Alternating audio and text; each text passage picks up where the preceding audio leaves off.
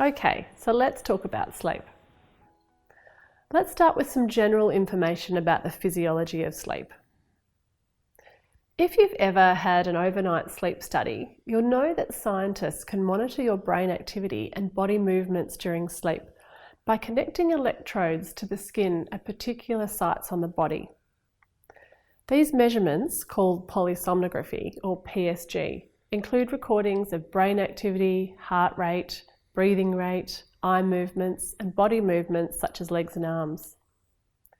Having studied sleep in this way for decades now, scientists understand that our sleep follows a predictable pattern, moving from a light stage sleep, stage 1, to a somewhat deeper sleep at stage 2, to an even deeper restorative sleep we call stage 3.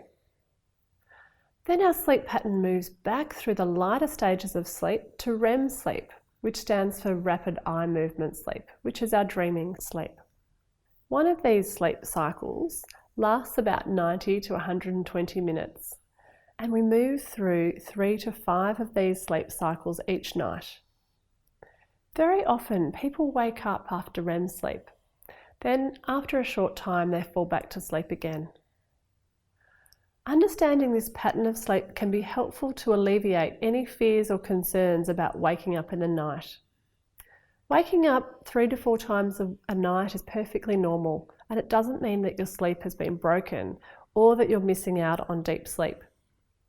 In fact, humans on average only spend about 15% of the time in deep stage 3 sleep, and most of this occurs in the first 4 to 5 hours of sleep. After the first 2 to 3 sleep cycles, our sleep tends to be lighter and we have longer periods of dreaming. It's also very helpful to know that most people experience grogginess and tiredness when they first wake up, and this can last up to an hour or sometimes much longer. The sensation is known as sleep inertia. It doesn't necessarily mean that you've had a poor quality sleep. It just means that you need some time before you feel fully awake and alert for the day. Generally by mid-morning, this feeling of grogginess should have lifted and you should begin to feel more alert. Because of sleep inertia, it's not a good idea to assess how good or bad your sleep was first thing in the morning. Actually, I hope by the end of this course that you'll be less likely to judge your sleep at all. There are 3 main physiological processes that influence sleep. The first is the circadian rhythm.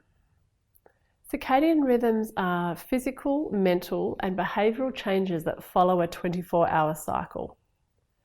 Circadian rhythms are regulated by an internal biological clock located in a part of the brain called the hypothalamus. The natural changes of light and dark in our environment provide the main influence on the brain to keep the 24-hour cycle. For example, the body temperature follows a circadian rhythm, which is highest during the day and lowest during the night. Release of hormones also have a 24-hour rhythm. For example, melatonin is high at night and low during the day, and cortisol should be high during the day and low at night. Our sleep-wake cycle follows the same rhythm. We're alert and awake during the day and sleepy at night time. And that is when our circadian rhythms function well and everything is in alignment. The second physiological process that influences sleep is called our homeostatic drive, or simply known as our sleep drive. The longer that we are awake, we build up a pressure to sleep. For example, if you get up out of bed at 7 a.m, then by 11 p.m. at night, you will have built up 16 hours of sleep pressure. And once you sleep, the pressure decreases, back down to 0, so to speak. And the process starts again the next day. The combination of circadian rhythms and homeostatic drive determines how sleepy we are. So we're most sleepy when our sleep pressure is high and our circadian rhythm is at the optimal time to sleep. If we can go to bed around this time, then we're most likely to fall asleep and stay asleep until morning. Sleep problems can occur when A, there is a problem with your circadian rhythm. That is, your body clock is not in sync with the socially accepted hours of the day and night. And B, when there's a problem with your sleep drive. That is, you may not be active enough during the day to build up enough sleep pressure, or maybe taking too many naps.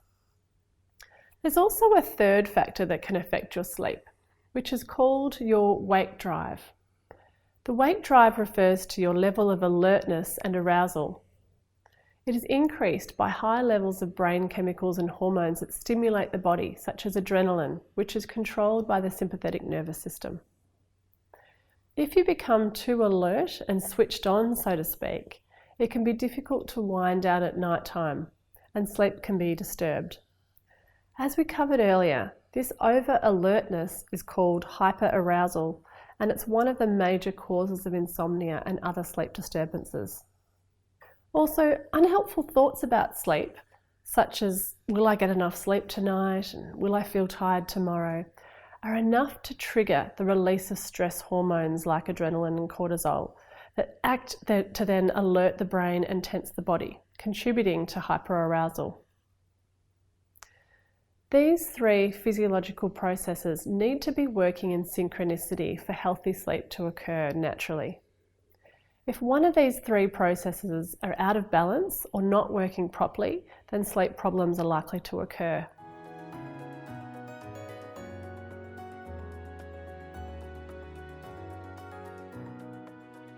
It's outside the scope of this course to talk about all the different sleep disorders, so I'll focus on one of the most common sleep problems, insomnia. Insomnia is difficulty getting to sleep more than 3 days a week for more than 3 months. So what causes insomnia? Why do some people get insomnia while others can seem to lead equally stressful lives, drink coffee when they want to, and still sleep like a log each night? The real question is, what's causing your insomnia? Well, as I said at the start of this course, chronic insomnia is generally not caused by one thing. It's caused by a combination of factors. These factors can be broadly divided into 3 categories: predisposing factors that put you at risk of developing insomnia, precipitating factors that might trigger the start of insomnia, and perpetuating factors, the things that keep insomnia going. And this is known as the 3P model of insomnia. As I explain the 3 Ps in a bit more detail, have a think about which factors might be relevant to you. The first P, predisposing factors, refer to the range of background factors that don't necessarily cause insomnia, but they would put you at an increased risk or predispose you to developing insomnia. Predisposing factors include things like genetic factors, such as having a family history of poor sleep or having been a poor sleeper since childhood, or psychosocial factors like having a tendency to worry or experience anxiety or depression, or having a stressful or demanding lifestyle. Of course, many of these factors may not be within your control, but they do put you at a higher risk of insomnia. The second P, precipitating factors, are events or situations that can trigger the start of a sleep problem. And there are countless possible triggers to insomnia. And they can include stressful life events like a relationship breakup, losing a job, or exciting events like getting a promotion or moving house. Getting sick or developing a mental health problem can trigger insomnia, as can going through any major life change. Some people develop insomnia while travelling, especially if they've travelled across different time zones and find it hard to adjust. And having a baby or becoming a new parent is also a common trigger for insomnia. The third P, which stands for perpetuating factors, refers to the psychological, physiological, or behavioural factors that keep insomnia going, even if the initial trigger has long passed. Perpetuating factors would include things like thinking too much about sleep, or becoming anxious or even depressed about not sleeping.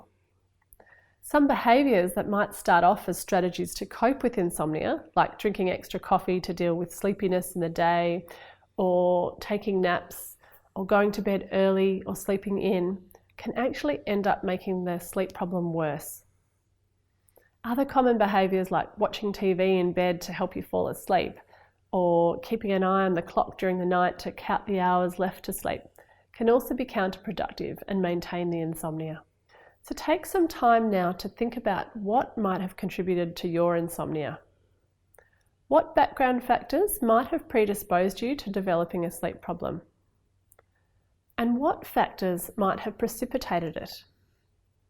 And then what current factors might be maintaining it? Please download the worksheet after this video to help you reflect on these questions.